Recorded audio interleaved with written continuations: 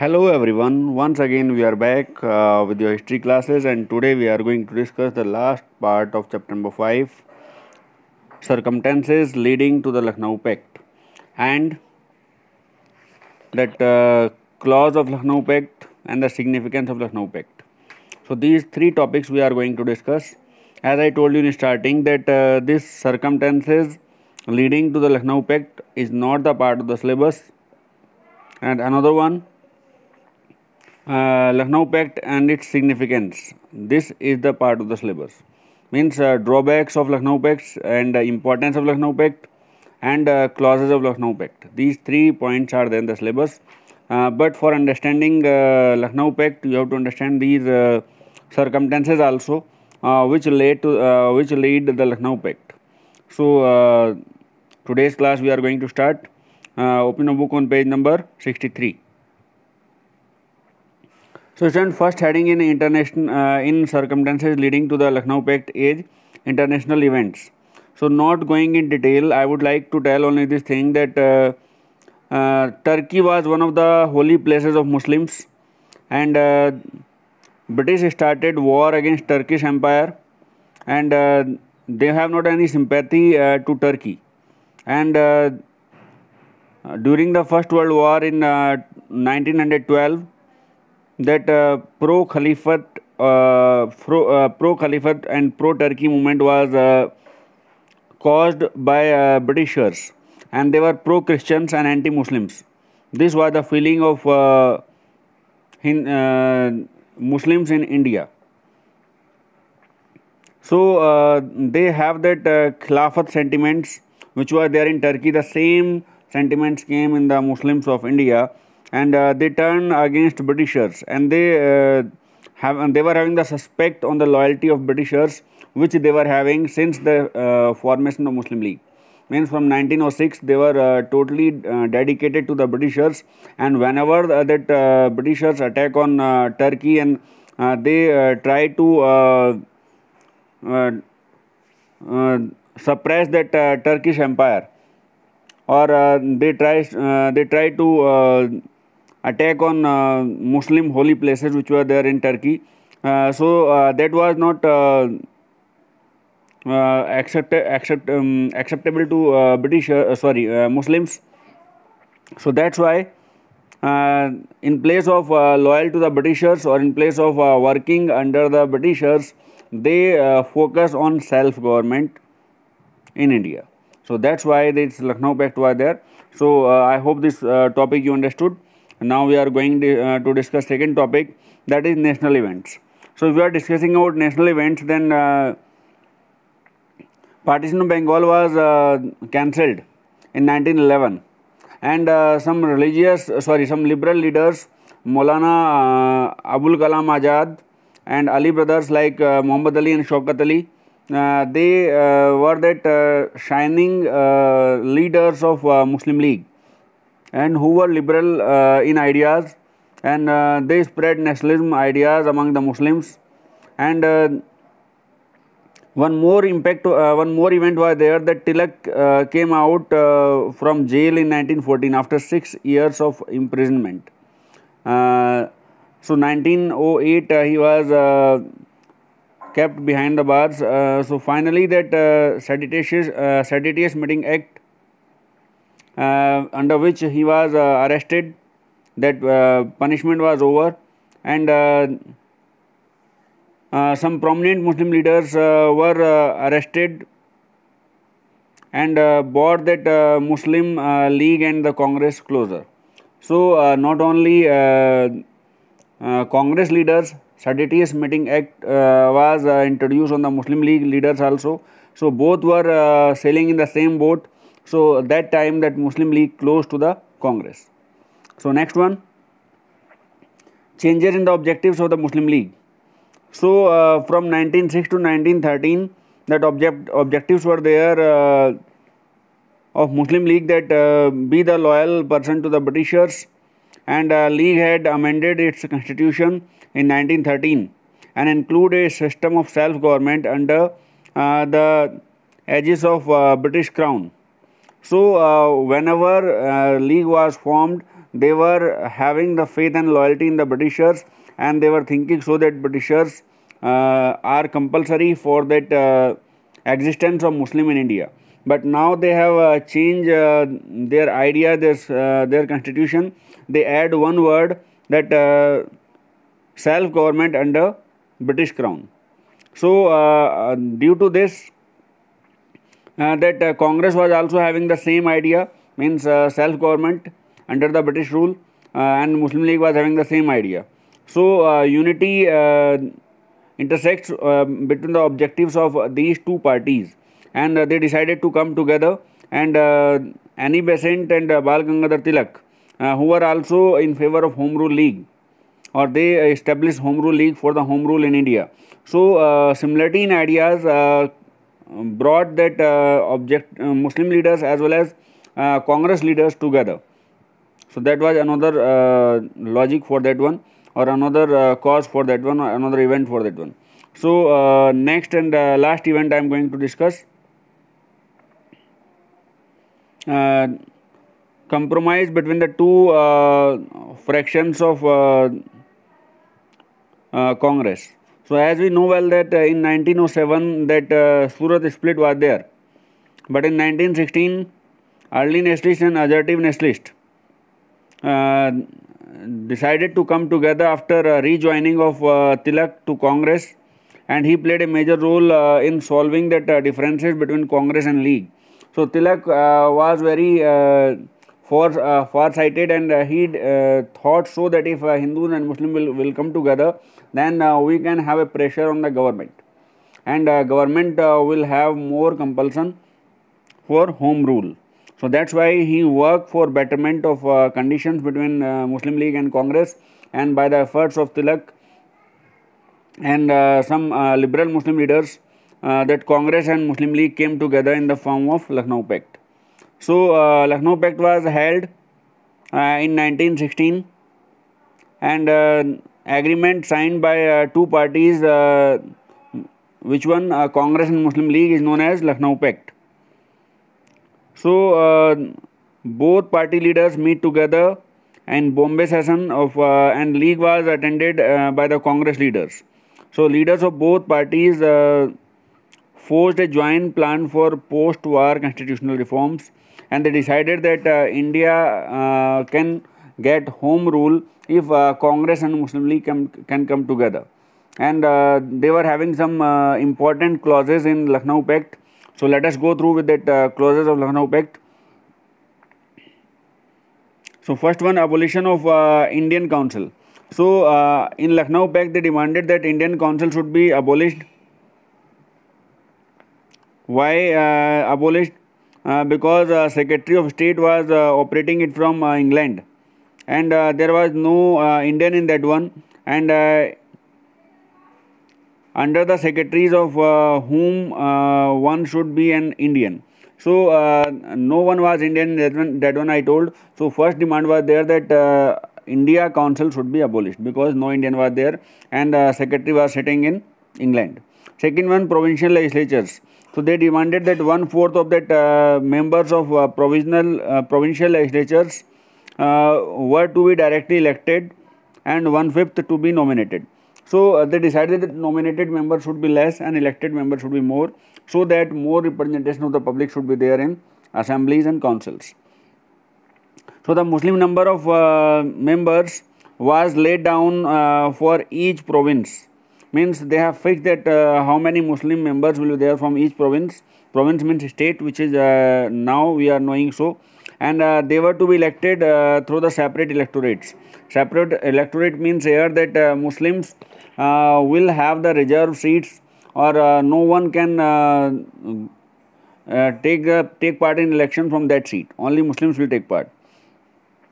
So Muslim numbers and whole proportion of Muslim numbers was large. For example, 50% in Punjab, and 40% in Bengal, and 30% in UP.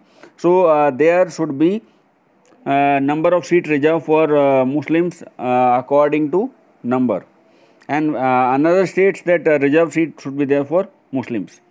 So this was that deal of Muslim League.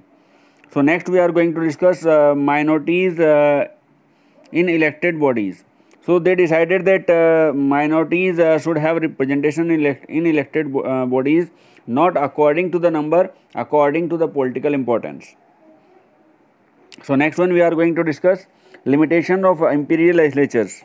So defense, foreign affairs and political relations of India, that was there for in the hand of Viceroy, and declaration of war and signing of peace and peace treaties were excluded from control of impartial legislatures. So these should be there in that part of legislatures, but it was in the hand of Viceroy. This was the demand of this Lucknow Pact. Imperial Legislative Council.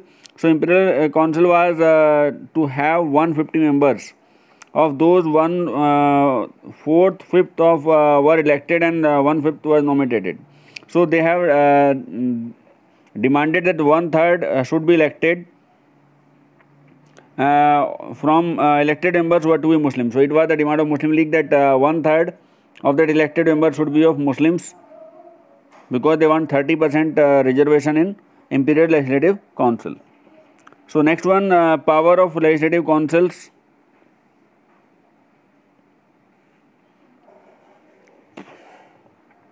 Okay, so we can have point number 9. Okay, with this we are having 7 and 8 points. So autonomy in provinces. So they both Congress and Muslim League supported that provinces should have autonomy, means more rights should be given to the states. And next one, point number 8, Viceroy Executive Council, means half of the number of the Viceroy Council were to be Indians. Means that time only nominated members were there Indian, rest were Britishers. So they said that at least half members should be there Indians, so that Indian can have participation in the decision taken by the Viceroy Executive Council.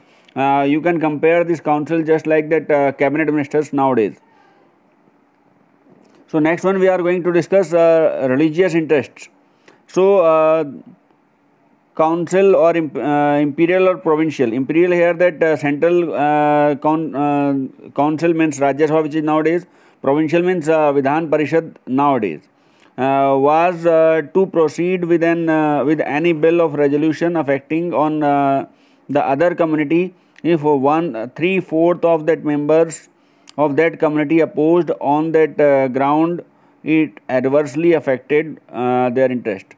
So I would like to tell it with example, means if all out of 100 members, suppose that 20% are Muslims, and if out of 20% 4/5 3/4 means 15 members are against that bill, then bill cannot pass. Means out of 100, if 85% members are in favor and 15 are not in favor, then bill should not be passed. That was the religious interest of Muslims, and that was demanded by Muslim League, especially for the interest of Muslims. So point number 10 we are going to discuss separation of judiciary from executive. So it was the old demand of Congress leaders that there should be no interfere of executive in judiciary. Because that judges were having that impact on their work by that executives, means police department, administrative department was having interfere in the judiciary.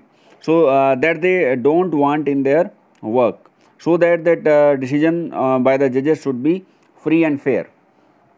So these were that clauses of Lucknow Pact. So now we are going to discuss about significance. So if we are discussing about significance, then first thing comes in our mind, Hindu-Muslim unity. Hindu-Muslim unity means Congress, which were the representative of Hindus, and Muslims, so-called Muslim leaders were there, and it was the only party for the welfare of Muslims. So leaders of Hindus and Muslims came together, and it was a compromise between Congress and Muslim League. So we can say so that a scheme of separate electorates for Muslims, and Muslim League accepted that principles of election and majority rule. So as a result, this pact came to came into the form, and Hindus and Muslims were united. So I will discuss in drawbacks what were the reality of this fact. But we can say so that Hindu and Muslim were united because of compulsion of Congress as well as Muslim League. I would like to say compulsion here only because that most of that members of Muslim League or most of that workers of Muslim League were not in favor that Muslim League should have contact with Muslim. So we will discuss this thing afterwards. Because the decision was taken by, okay, I will discuss afterwards. Let me go through the significance. Unity within Congress. So this is important one, that by 1916 when Tilak rejoined the Congress, he focused that both either the assertive or that moderate should come together and Congress should have a strong party, not that weaker one.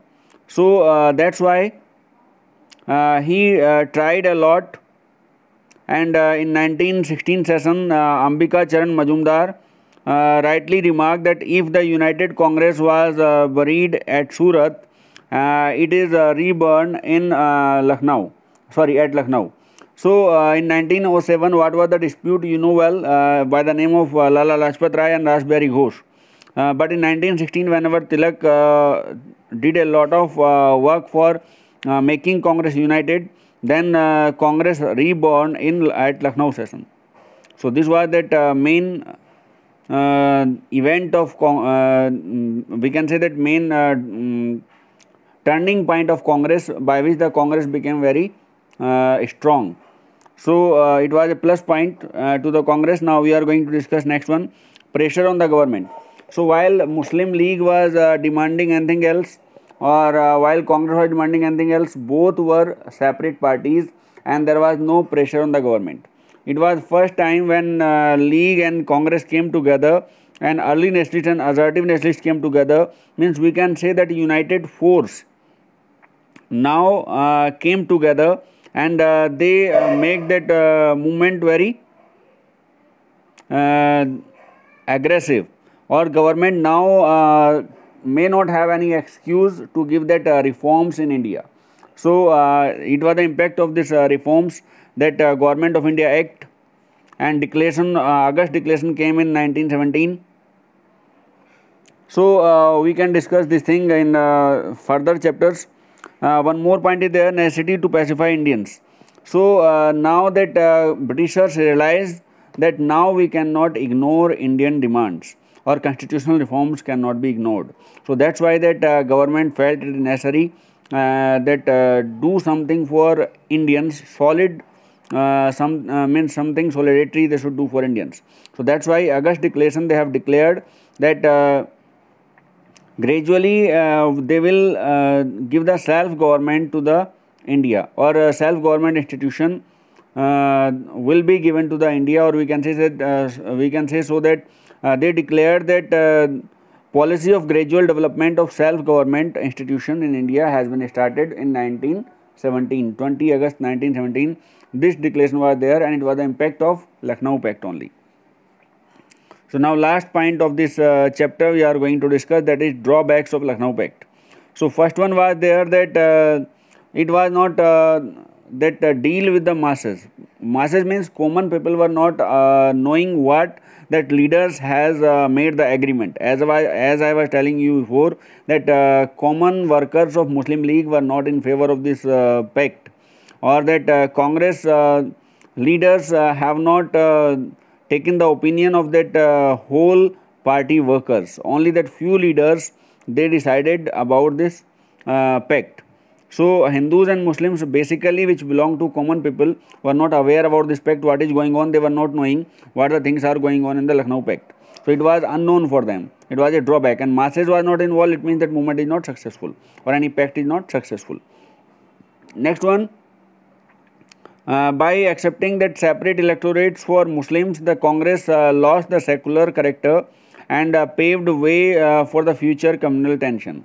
So whenever that Congress has given the way for the secular, reservation for Muslims or separate electorates for Muslims, then now that turning point came in movement, or we can say so that national movement. From here that Jinnah and his followers became aggressive for separate, we can say that electorates, or then afterwards separate country. So next we are going to discuss point number 4, that separate, the pact provided that Muslim representation in the council in excess of their proportion in the total population. So pact was focusing on Muslim representation, and it was also telling that proportion of Muslim in population, according to that seat should be reserved for Muslims. As well as I told you that Punjab 40% and Punjab 50%, Bengal 40%, UP 30%.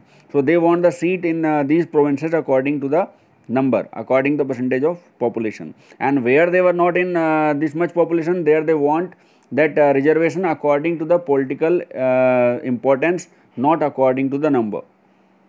So last point we are going to discuss, the pact provided a communal veto. Communal veto, as I told you, that separate religious interest or safeguard of religious interest was there in pact. So what was that one? Already I have informed that if 3/4 of that members of a particular community opposed it, then it is not passed, or any bill cannot be passed in the assembly, either that imperial or the provincial. So as I told you before, that if out of 100, 15 members are opposing of one community, then bill cannot be passed. So this was another drawback, that no one can do something betterment for the society.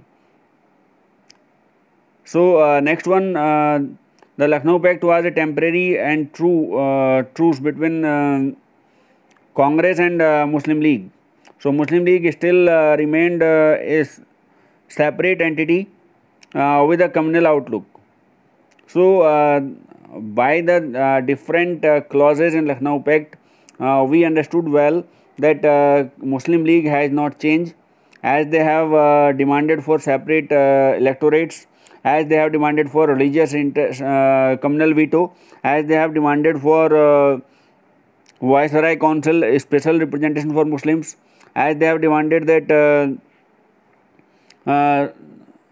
in provinces separate reservation, and where they are in more number, they are according to percentage, and where they are less in number, they demanded that fixed seat for Muslims according to the political importance, not according to the number of population. So we can say so that these were that clash between this Congress and Muslim League. Due to that, this pact could not go for long period of time, and masses were not involved, so that's why this pact was not successful. With this chapter is going to be end. So as I have told you that from this chapter you will have 3 important points which will be there in examination. So what are these in the syllabus?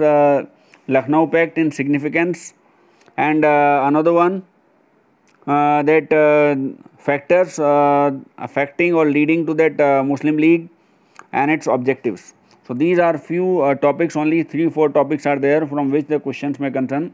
Usually they are having the question of 2 marks or 3 marks from this chapter, not more than that. So that's why that exercise of this chapter is also having that less question answers. So 6 question answer, they are short, all you have to do, and this structured questions you are having 1, 2, 3, 4. So you have to complete question number 1 and question number 2 and question number 3, picture study. These 3 questions you have to complete in your fair notebook. So thank you very much. Stay home, stay safe.